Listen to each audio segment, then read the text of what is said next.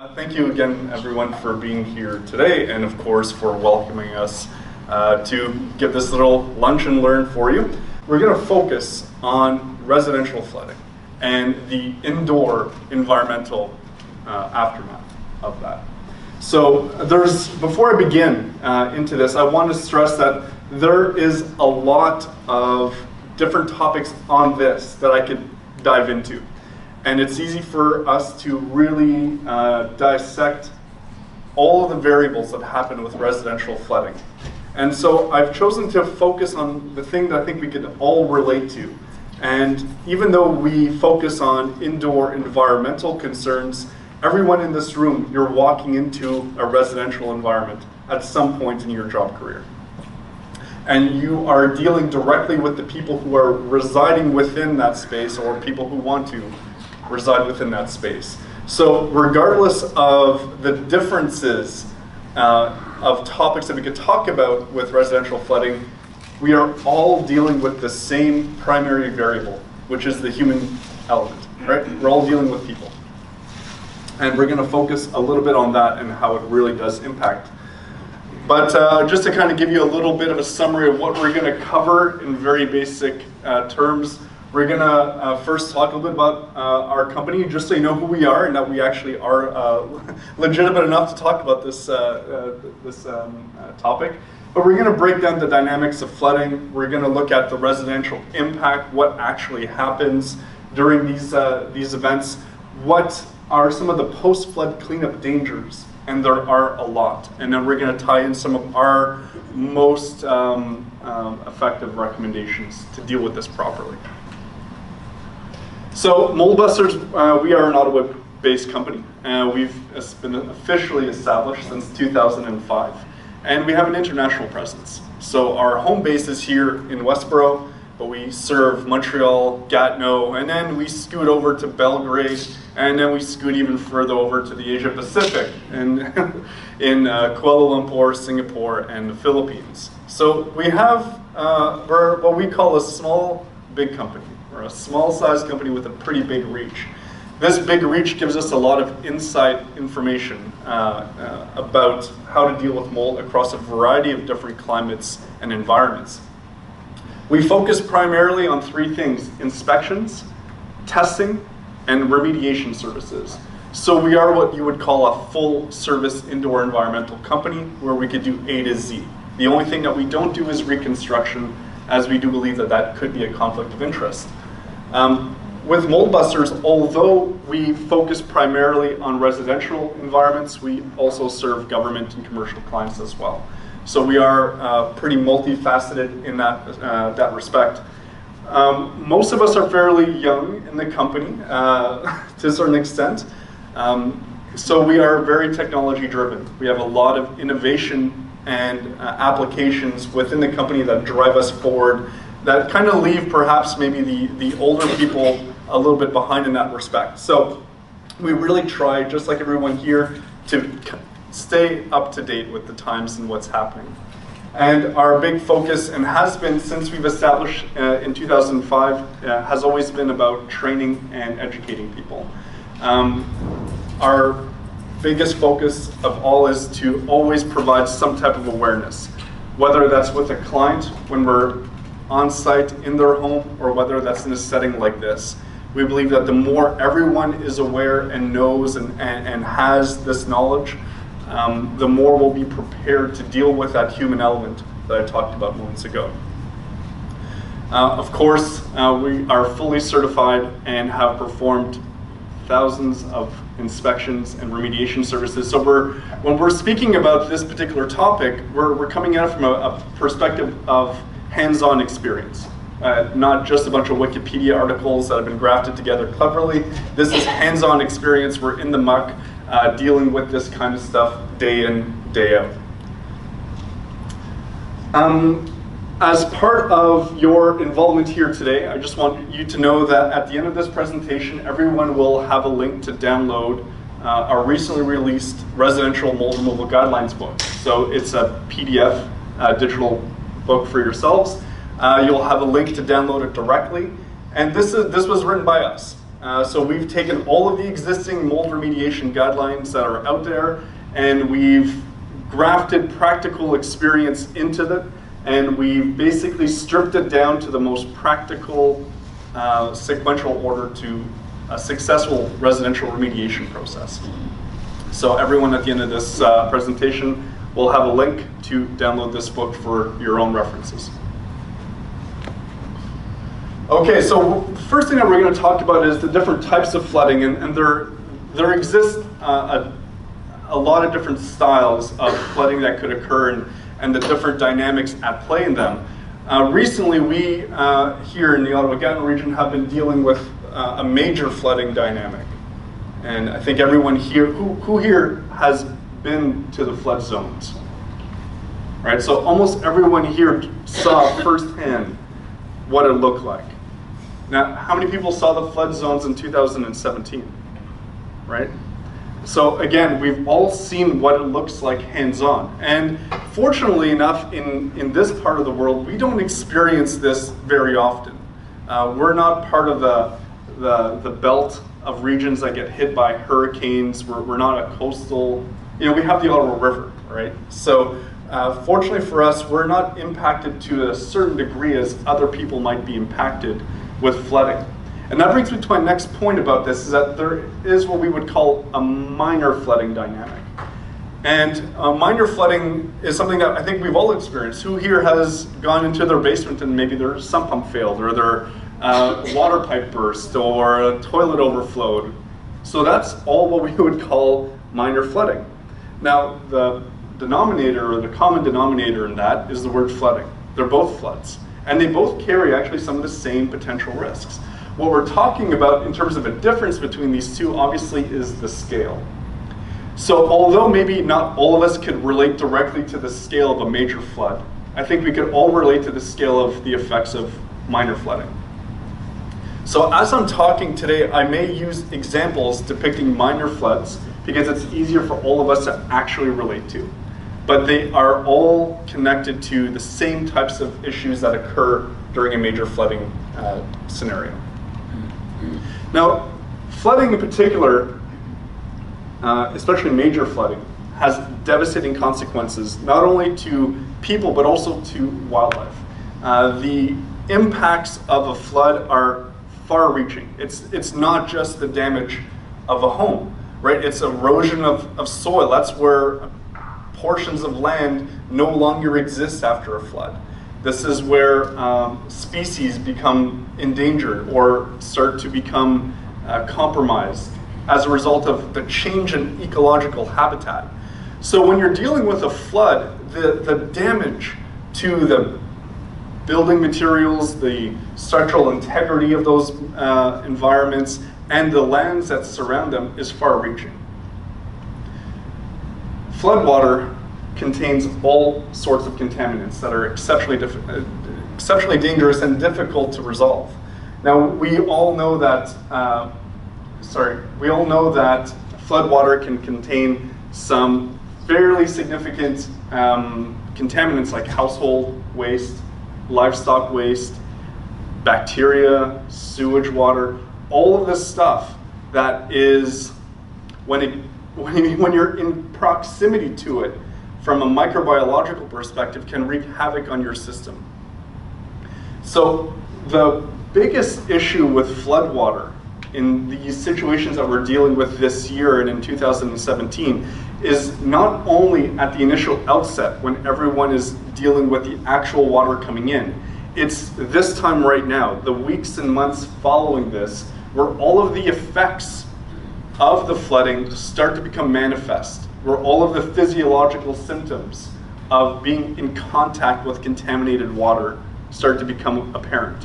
Where if you're in the flood zone and you're helping with sandbagging, who here volunteered to do sandbagging? I won't judge.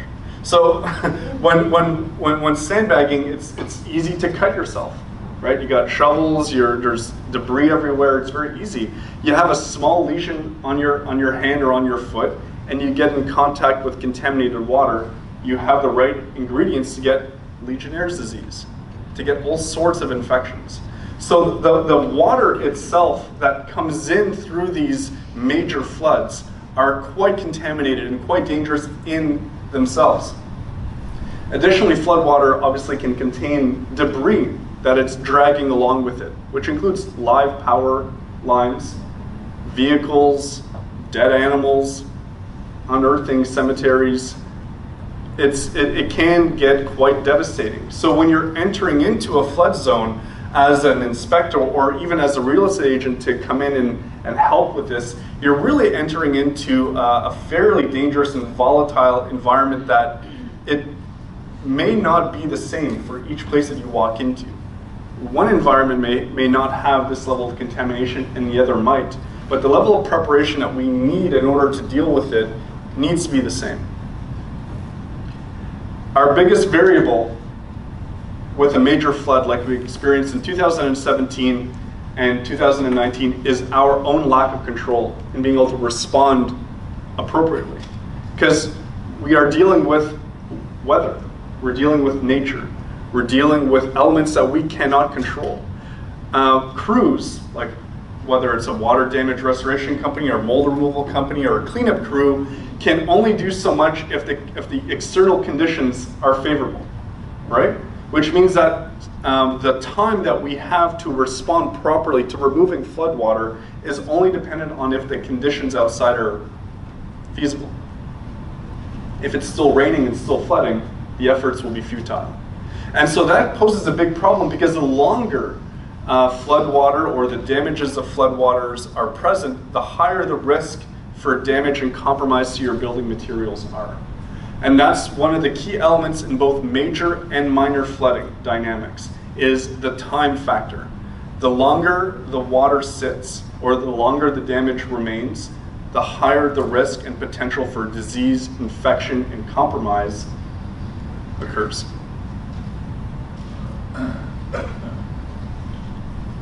If we were to compare these two slides, we'd see that the points are almost the same for minor flooding and major flooding. The only difference is that we use this word potential as opposed to almost concrete. So with minor flooding, even just a toilet overflowing or a pipe bursting, there are still devastating consequences to both family and pets, to the people living inside. There's still the potential for compromise to the building materials and also the structural integrity of the home. It doesn't, what we all tend to think is that if it's a minor leak, we dry it up, we clean it up, and away you go. But it's all about that time variable. If we let it sit for a little too long, it may be too late. Floodwater, no matter of what variant, still can contain bacteria, still can contain sewage and other harmful pathogens. So the water that you may be cleaning up with your household mop may be very much contaminated, even during a minor flood. And the risk is still there, just as greatly as if it's a major floodwater. The only thing that we're talking about is the scale, right? Clearly, the floods that we're experiencing in 2017 and 2019, the scale is significantly larger. Therefore, the risk or the potential for risk increases as well. But we have to keep in mind that the risk, even in a minor flood, is just the same. From a microscopic perspective, the risks are identical. The one thing that's different is that our response can be appropriately controlled. Right? We're in control of when we stop that water pipe. Right? It's only as fast as we could call the plumber or fix it ourselves. Right? So that's the one thing, is that as opposed to a major flood where we cannot control the elements, we can control these internal elements. And the biggest issue is that sometimes the solutions that we provide are ineffective. So we may, in fact, be putting a Band-Aid on a severed artery a lot of times. So although in minor flooding cases we have the ability to control our response time to the problem, the solutions to those problems may not be the most effective. And we're going to dive into what the most effective solutions should be for that. In both cases, whether it's major flooding or minor flooding, the biggest variable that we are dealing with is the human element. Is that at the end of it all, You put buildings aside, you put homes aside, you put land aside, you put real estate deals aside, you put a mold removal contract aside, you put all of those things aside. And even if when you're looking at footage of the flood zones and you see the devastation that it's causing on the properties, the one thing that we have to remember is that there are people in the middle of that. And so the way that we deal with the people in these situations, whether it's major or minor, has more of an impact than the way in which you're dealing with the materials a lot of time. So we have to have that level of empathy, and I know that everyone here, you guys are people. So if you weren't good at dealing with people, you wouldn't really be good at your job. So that's the one good thing that everyone in this room has, is you have the ability to be that conduit between a really bad situation and a level of empathy that they may not be having. So in our experience, unfortunately, during major flooding catastrophes, we see a lot of opportunistic companies pop up. And a lot of perhaps well-intended groups that also show up that maybe help, but are not going in with the right attitude and motive. And the one thing that they forget often is that you're dealing with people who are going to be experiencing issues not only with their physical health, but also their financial health. And they are going to be stressed to the max. You may be dealing with a completely different person than if you were dealing with them outside of an emergency situation, right? So we all know that an emergency situation can create and instigate a level of stress in an individual that will completely change their makeup and change who they are, how they respond, how they deal with people. And of course, the biggest impact that we see with people who are affected by flooding is their mental health. So in 2017, when the once every 100 or once every 50 year flood happened, months after the flooding occurred, we were involved. And our involvement as a remediation company or as a testing company comes many months after the actual flood. We come in usually about 6 or 8 months later, once everything has been resolved, to ensure that resolution was in fact done properly. So in that time period, you get to see an individual in a very different state than what they were. They may have lost life. They may have lost property, mementos that were exceptionally important to them. There's all sorts of devastation that occurs during these items.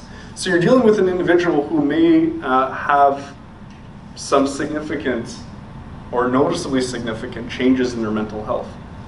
So this time around in 2019, when the once every 150 year floods occurred again, we encountered some of the same people. We went, because we're dealing with people who are living in the flood zone.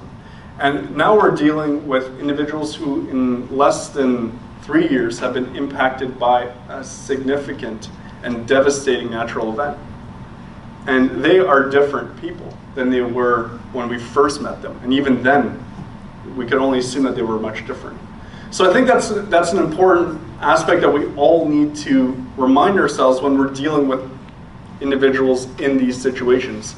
And for mold busters in particular, we've noticed this change, or this condition occurred regardless of the scale of the flood, or regardless of the scale of the impact, because it's all subjective.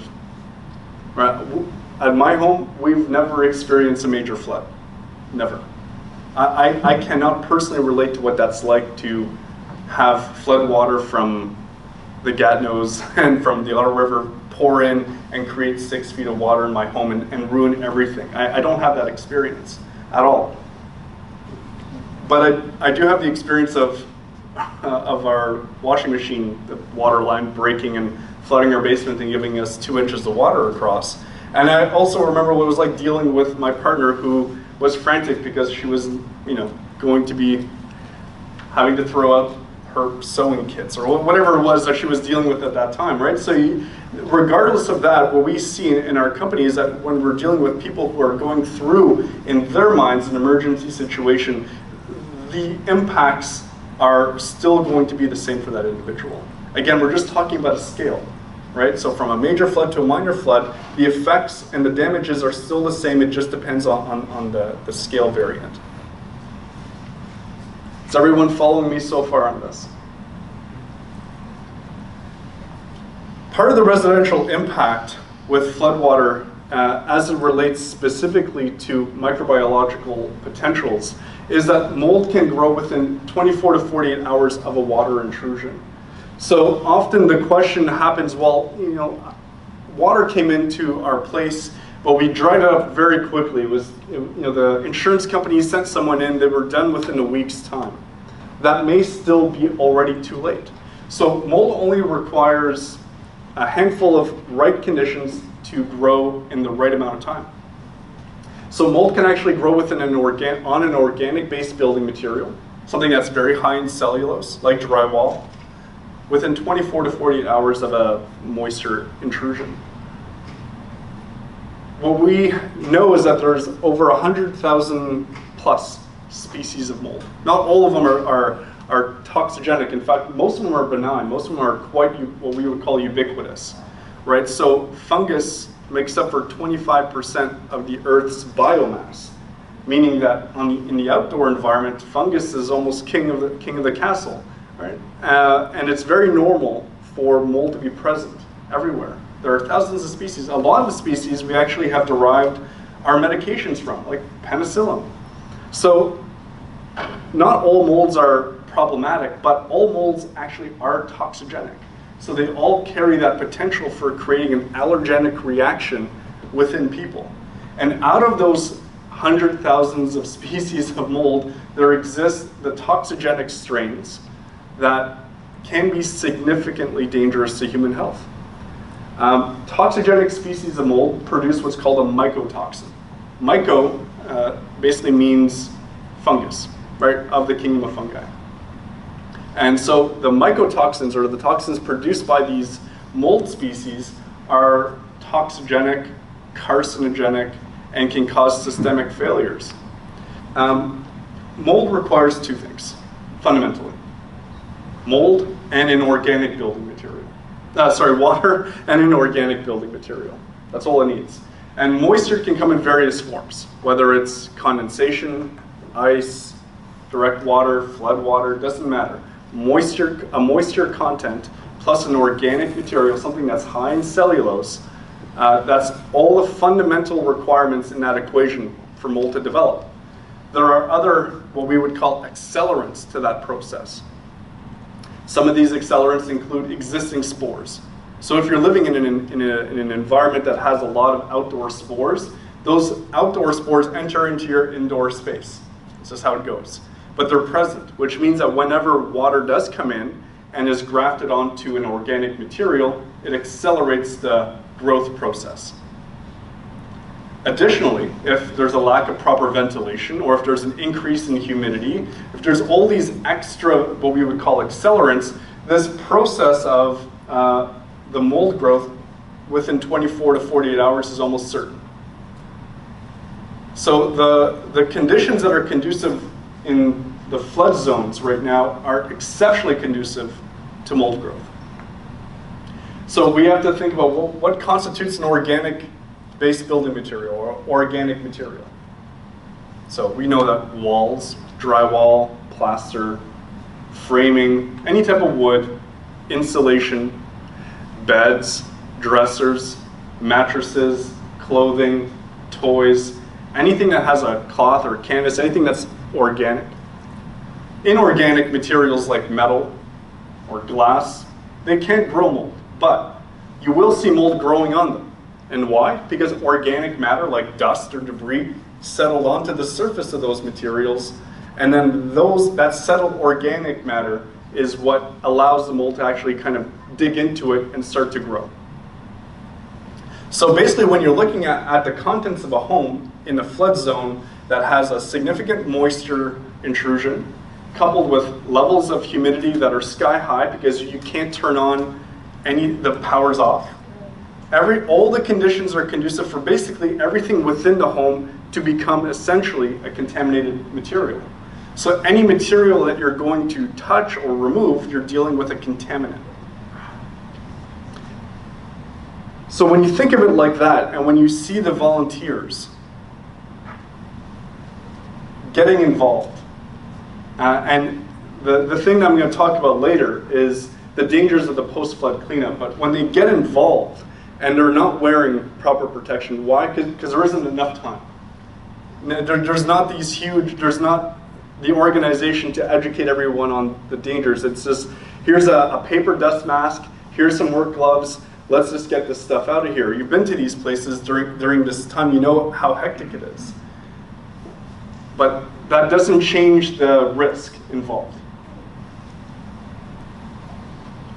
Just to kind of give you a more simple example, again, my partner, she was trying to figure out what I was doing in the garage for a couple days. But basically what I want to show you is how quickly moisture could actually wick up drywall. So does everyone know the term wicking? Right? So if you take to those who don't know, we used to do this in elementary school. Take 2 cups of, 2 glasses, one of them is filled with water. You put a cotton string in the glass that's filled with water, and then the other string in the empty glass. And eventually, it's going to start to drip, drip, drip into the other glass. It's a very interesting experiment. The same thing happens with anything that's high in cellulose, especially drywall. Drywall or gypsum is essentially just this layer of brown paper, some chalk or gypsum in the middle, and then paper on the other side. It's 100% cellulose material. It's exceptional. Its porosity is exceptional, and it will retain moisture like super easily. And most of our homes in Canada, especially here in this part of the world, are now built with drywall and gypsum. We're staying away from plaster materials, like we used to back in the 50s and 40s.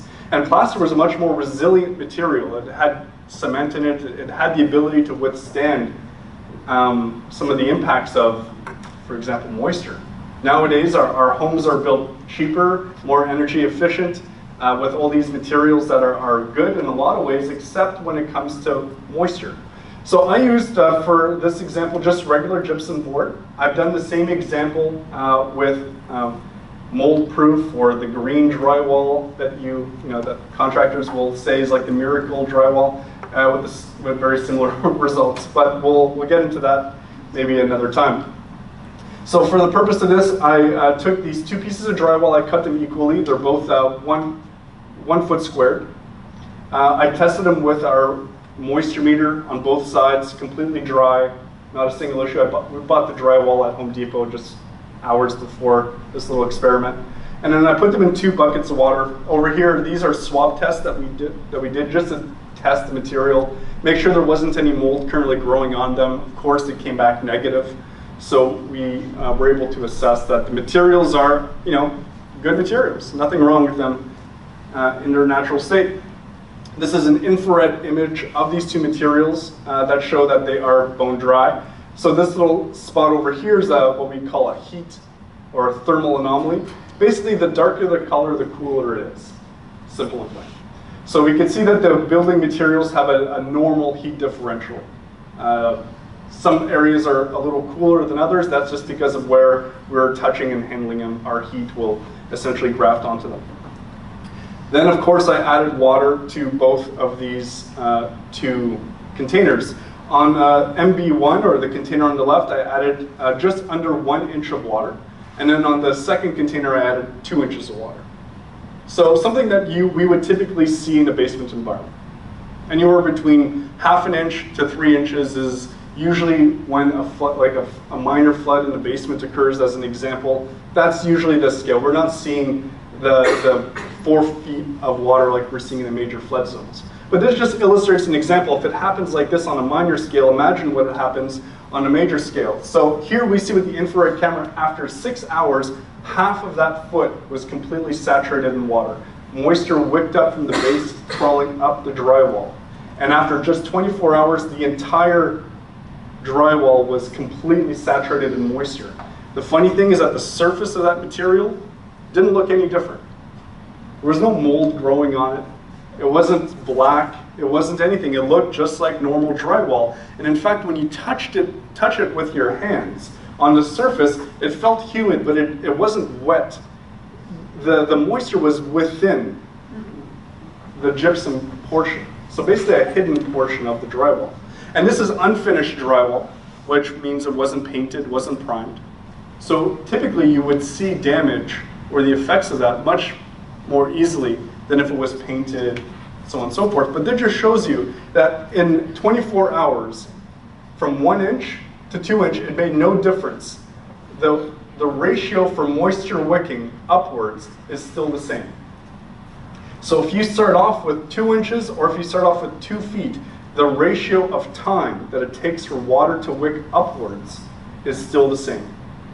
So we can see that if we don't respond within 24 hours, minor or major flood, the risk or the potential risk for compromise to building materials is just the same. Can I ask a question? Yes? How much water was left in your containers?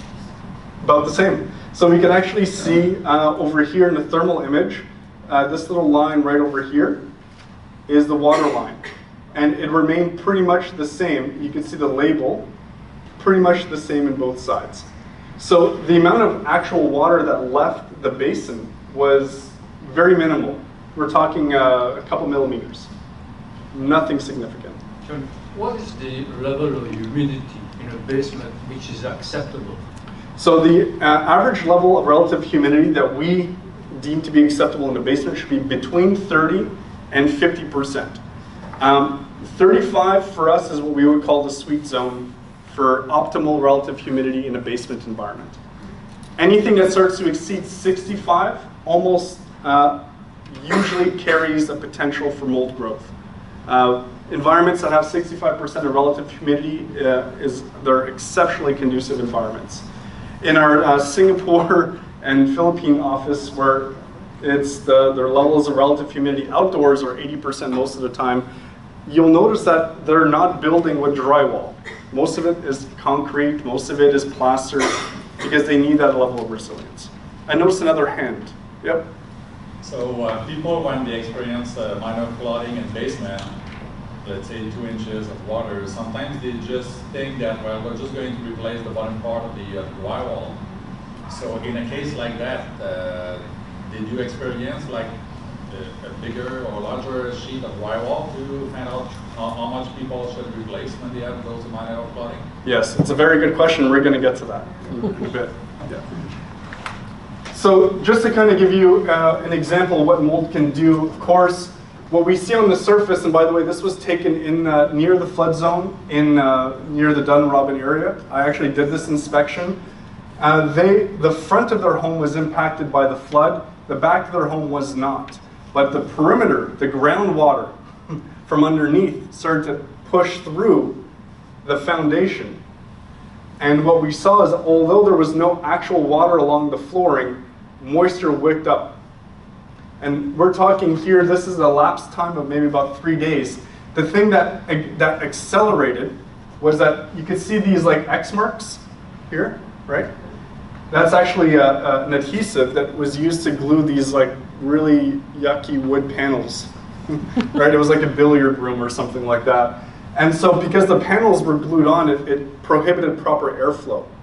So sandwiched in between, and especially when you're using adhesive as an example, it's never flush up against the wall. There's always a little gap in between because it's not perfectly adhered. So in those gaps, heat differentials and humidity will fluctuate. So this was a really interesting situation, but within basically less than a month, we saw behind this wall significant compromise to the insulation that was behind it.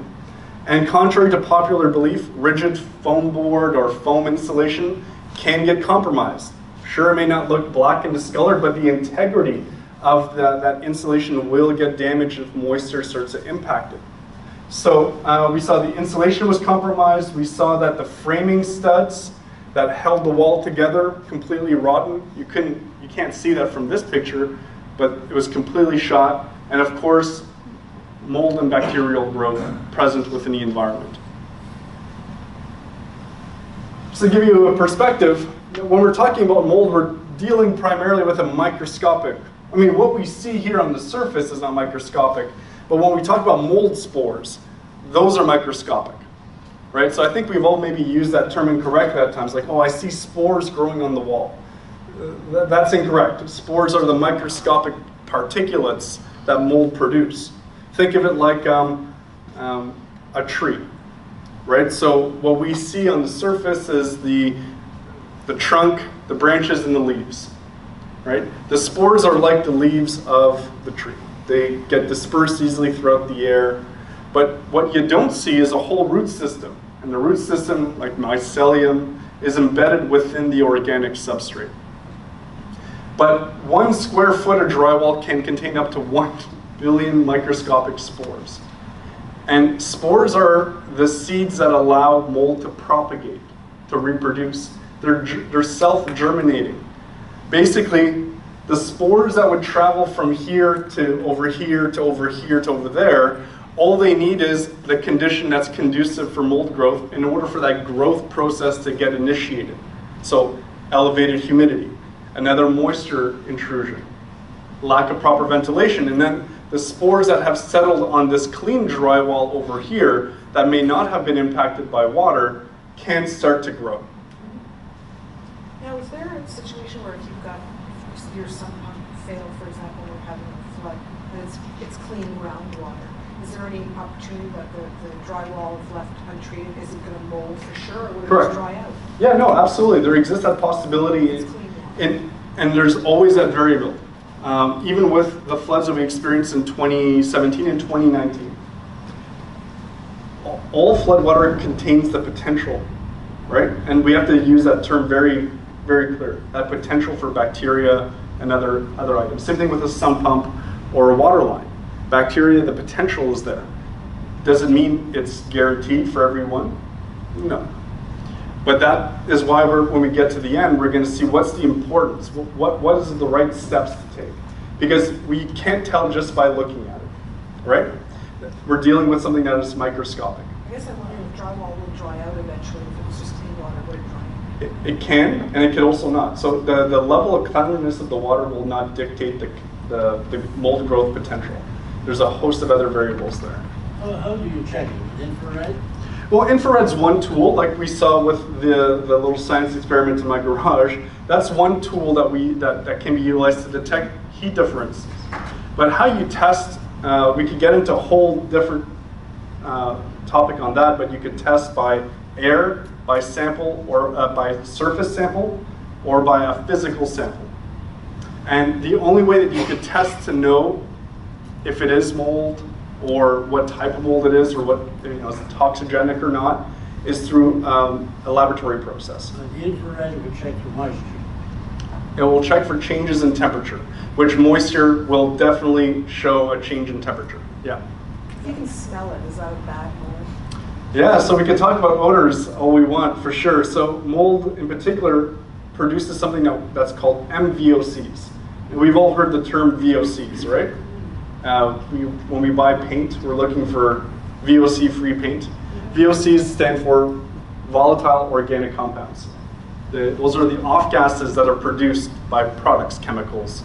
Mold actually produces a VOC, or an MVOC, a mold volatile organic compound. So the MVOCs that are released by mold spores will collide with other existing airborne bacteria. And then based on the level of ventilation within the environment and based on the level of moisture, that collision of elements is what creates an odor that is often attributed to mold or mustiness or dampness. So mold in itself may not have any odor if those other bacterial conditions are present. When it comes to mold exposure, there are 3 main pathways for exposure that we all have, or anyone that's been involved in minor or major flooding can come into contact with. So we can get affected by mold by touching it with your skin. And we've seen even our own workers who fail to listen sometimes, will remove moldy drywall or moldy wood without a glove, and then they try to figure out why they have rashes in the nooks of their fingers, right? So it can create some significant skin rashes or lesions. Every reaction will depend on the individual. Everyone in this room has a different immune system. We all have different medical histories. We all have different proclivities to reactions. So everyone here will react differently to mold one to another. Similarly with people in the flood zones, everyone's going to have a different reaction. And we've seen in some circumstances, you have an elderly couple living together. Jack doesn't smell or feel anything, everything's good, but Mildred is completely devastated. You know, she can't breathe, she's coughing up a lung, she has rashes. Two individual people living in the same environment, experiencing things completely differently. And that is that human element that we're talking about. So dermal contact is a big one, and especially when we're dealing with flood recovery attempts. We're often, even if you're wearing gloves, they get ripped and ruptured very easily, and your skin can come into contact with bacterial or fungal growth elements. Ingestion, we don't tend to see that so often, but as a random example, and we have tons. So we did an inspection one time in the basement of a home to see why the children's toys kept getting moldy. What do children like to do with everything? You just shove it in their mouth, right? And so there were toys that were covered in surface mold because of dust left in the basement. The basement was humid, mold started to grow on them, and the child looked like cold sores all around the mouth. Because at that age, their immune system is next to nothing. They're super susceptible to all sorts of issues. So ingestion can happen, and of course, if it gets into your system, depending on the type, it can be quite problematic. But the most common, and the one that everyone tends to focus on with good reason, is inhalation. Because again, we're talking primarily about a microscopic airborne particle. Mold spores are microscopic, you can't see them with the naked eye. They are airborne very easily. It doesn't take very much to shoot them around the room, and we'll get into that shortly. So when it comes to some of the symptoms that you may find with mold exposure, the most common is a flu-like type of symptom. Coughing, shortness of breath, fever, diarrhea, sorry, I know you guys just ate, but all those common flu-like symptoms. People who have asthma will see an increase in their symptoms. Mold will not create asthma. Sometimes that's a mistake that people make, but it will intensify or exacerbate the effects of asthma in a person. We talked about skin rashes. Most common is burning eyes and sore throat, actually, especially when people wake up in the morning. They say, you know, when I wake up, my throat, it feels sore and clogged, my eyes are burning. I go to the office, I'm completely fine. I come back home and I'm messed up again. Something must be in the air. I don't see anything. And that's again why, because we're dealing with a microscopic particle. Of course, other issues that are related, but mental fog, lethargy, concentration issues, it really starts to feel like there is a weight on you, and it all depends on the type of mold that's present in your environment. It depends on your level of exposure, right? How much you're involved in that environment, if you're sleeping there, if you're breathing these in constantly, what your ventilation is like. All of these things will affect the concentration levels of that. And of course, your own individual immune system. People that are most affected are children, the elderly, people with compromised immune systems, individuals who are taking medications or undergoing chemotherapy. They are more susceptible than the average bear. And of course, some types of molds, and we don't like to use the scare tactics, but we have to inform that some molds do carry the mycotoxins that have been linked to cancer. So are you saying that we could be experiencing these symptoms because there's mold in the home, but we have no knowledge of any water infiltration? Is that what you're saying? Correct. These are the basic, the most commonly found, well, not common, but some of the most commonly found health effects related to mold exposure. So now, I kind of notice a different level of moisture in a basement, winter and summer. Mm-hmm. Winter less, summer more moisture. Yes and no. It depends on the environment. So we're talking about summer moisture and winter moisture in a basement as an example. we have a different type of moisture in the basement, but it's the moisture that happens in the basement in the winter time is actually less visible than in the summertime because of what we call dew point. Dew point is essentially the level of temperature at which moisture droplets actually start to form. Often that happens within the wall cavity. So if you have a poorly insulated basement exterior wall that's made of concrete or foundation, below that ground is sub-zero temperatures. And then we heat the inside of our home, right? So then the hot air will pass through electrical sockets, various pathways in your wall, and will collide with the cold air that's coming through. That's why we have to have vapor barriers and insulate. If the insulation is inadequate or if it's degraded, then more cold air will pass through, more warm air will pass through, and at that collision, condensation starts to form. And then that's a moisture source. During the post-flood cleanup, we deal with two primary factors that are problematic. The first is what we're going to label just as a personal factor. The personal factor we can see here is a lot of really well-intended individuals doing what they can to help save their home or their neighbor's home or their family's home, but they're ill-prepared. For example, this is not a proper respirator. This is a paper mask. Mold spores will pass through this like nothing. They're so small microscopically that you only proper HEPA filtration could trap mold spores. A dust mask, first of all, there's no proper seal, there's no filter, it's ineffective, just as a starting point. And we could break it all down for everyone just in this picture, what they're doing right or wrong. I mean, the one thing is that no one's doing anything wrong here. They're all trying. They're all working really hard to get it done. But often when it comes to post-flood cleanups, whether it's minor or major, but specifically major circumstances, the human element gets the better of them. And they want to just rush in and help resolve the situation, which is nice. And it's nice to see from one angle. And then from the other angle, when you start to look at it from a microscopic perspective, it's sexually dangerous. There's a lot of things that could go wrong here. Just the way that she's holding, or anyone's holding, this person, there could be nails or screws in here that could rupture through these gloves without any issue. That creates a lesion.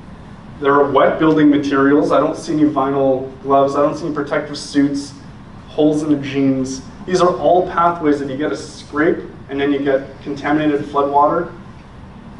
It's game over. You get infections, diseases. It's not a good situation. So often what we see from a personal level is well-intended people working really hard to do something right, but not having the right information to properly protect themselves against these variables that happen. The other one is professional factors, very similar. And there's a lot of different methods to resolving and taking care of a flood. We talk about all the time in our company about how a home is like a person.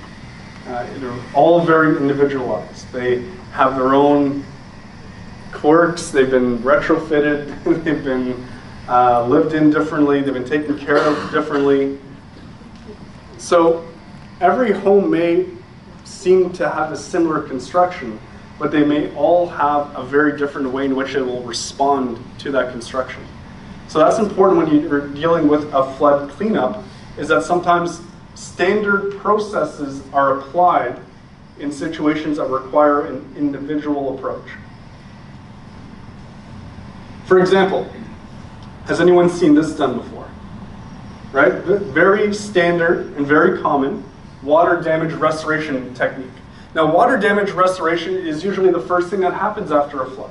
Right? You want to get the water out, and you want to try and dry things out as fast as possible so that you could save the amount of building materials that are present. Right? Very common. All of us have gone through and taken water damage restoration courses. We're certified to do this. And this is one of the things that they teach us. First is you pop off the trim or the baseboard, you make these drill holes in, and then you attach these tubes that are blowing air behind the wall cavity. and that helps to dry things out. What if this process happened 7 days after the flood? It may be too late. And what they may be doing, and I use that term may, it's not guaranteed, but what they may be doing is blowing bacterial components, spores, and other things into areas behind the wall cavity that may not have been affected previously. And we call this cross-contamination. So this is one example. And earlier, the fine gentleman in the blue golf shirt mentioned that one of the most common techniques is to just remove the drywall along the perimeter, right? That's water damage restoration 101. You start with that. You cut 1 to 2 feet around the perimeter of the walls, and then you add in these blowers and dehumidifying units to dry out the environment. What about the bottom plates and the framing studs? They're wood. That's an organic material.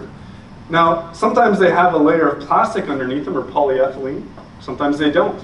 Sometimes the poly's ruptured. Sometimes these materials here get wet just as much as the drywall.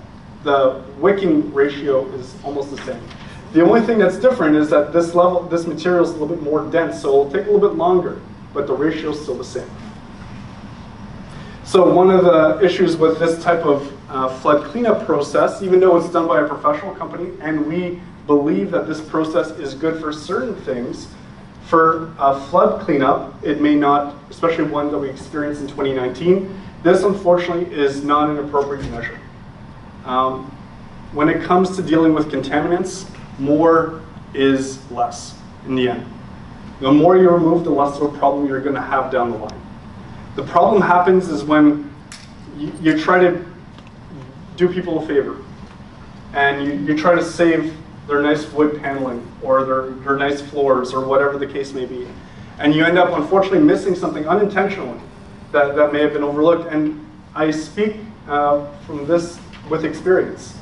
Over the years, we grew as a company just like everyone else. And we made similar mistakes where we followed the right process, but we didn't factor in the situation. Or we factored in the human element too much and forgot about the process. And we compromised the right way of doing things. So sometimes you have to do a little bit more. Does it need to be wet to have mold grow, or once it dries up, say, would the mold just die? Good question. It's my favorite one. There is no such thing as dead mold. So even if it's dry, in fact, when it's dry, it's at its most susceptible for dispersion. Think of it like, back to the tree analogy.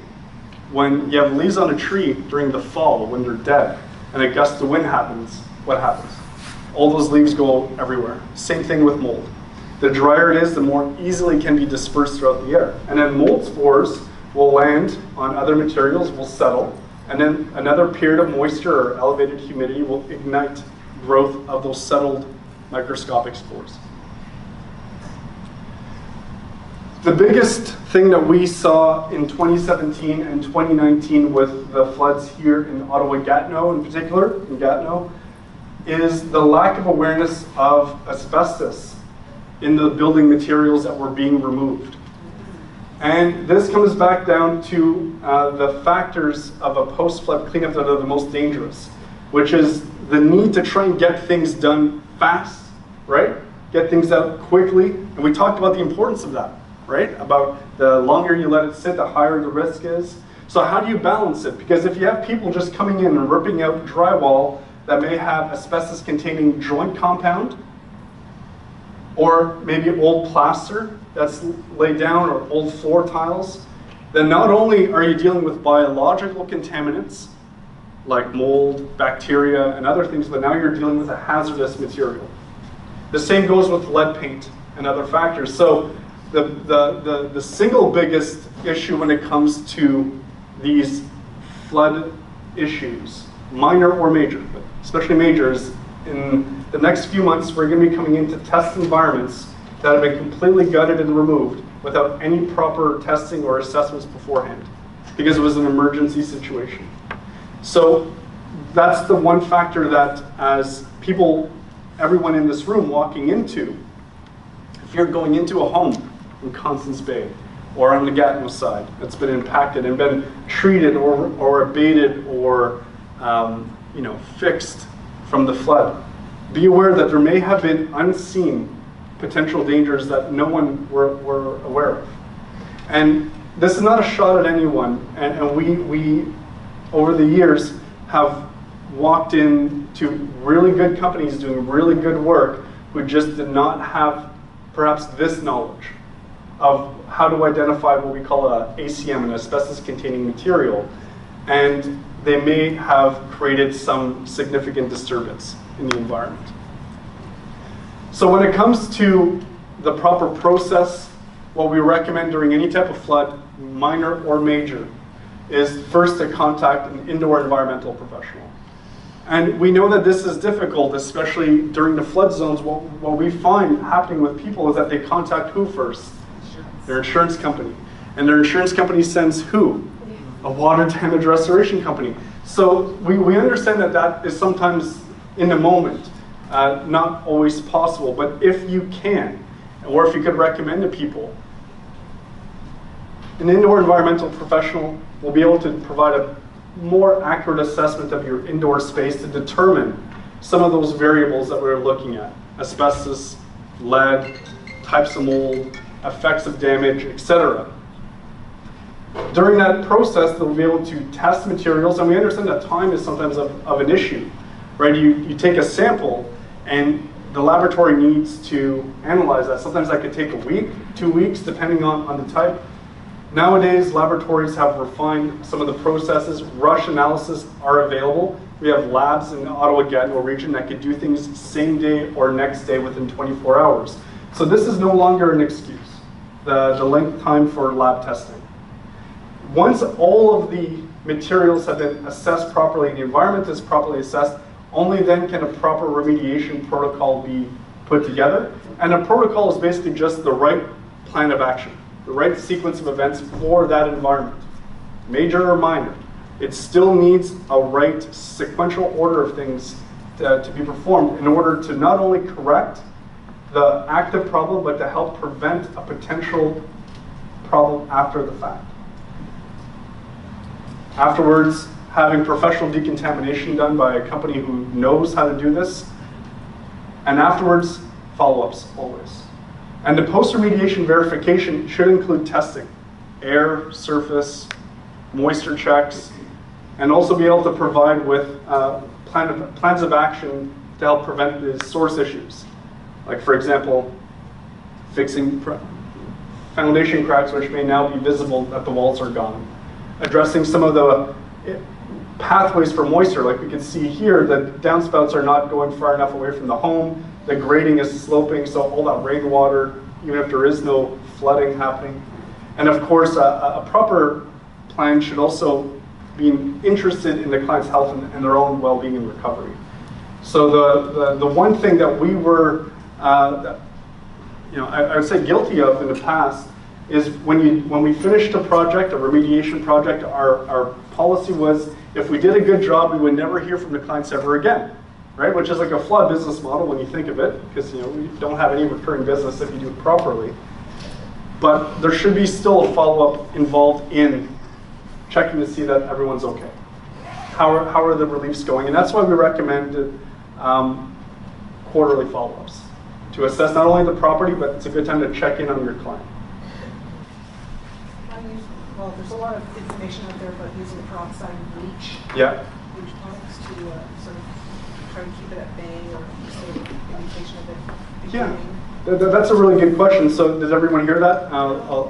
Basically, people using peroxide or bleach as a cleaning agent during these floods or cleanup efforts. Some of them have their place. You'll hear a lot of information that says bleach is futile. Right? You don't use bleach when you're dealing with mold. That's sort of true. But if you use the concentrated chemical, so bleach is essentially sodium hypochlorite.